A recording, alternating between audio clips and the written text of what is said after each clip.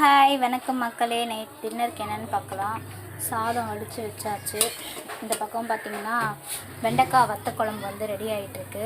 அதுக்கு வெண்டைக்காய் வத்தலை நல்லா பொரித்து எடுத்துக்கிட்டேன். இது குழம்பு எப்படி ப்ரிப்ரேஷன் பண்ணேன்னா, ஒரு வெங்காயம் மட்டும் தாளிப்புக்கு எடுத்துகிட்டு 3 காஞ்ச மிளகா, வெந்தயம், கருவேப்பிலை, பூண்டு போட்டு நல்லா தாளிச்சாச்சு. அப்புறம் ஃபைனலாக தக்காளியும் வெங்காயத்தையும் நல்லா பேஸ்ட் பண்ணி அரைச்சி அதை கிரேவிக்கு ஆட் பண்ணிட்டேன்.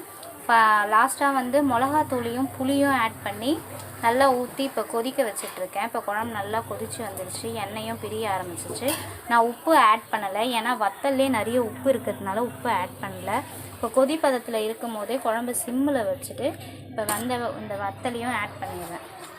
இது நல்லா கொதித்த உடனே நம்ம சாப்பாடை சாப்பிட்லாம். ஸோ வெண்டைக்காய் வத்தல் குழம்பு ரெடி ஆகிடுச்சு. நீங்களும் ட்ரை பண்ணி பாருங்கள், டேஸ்ட் எப்படி இருக்குன்னு.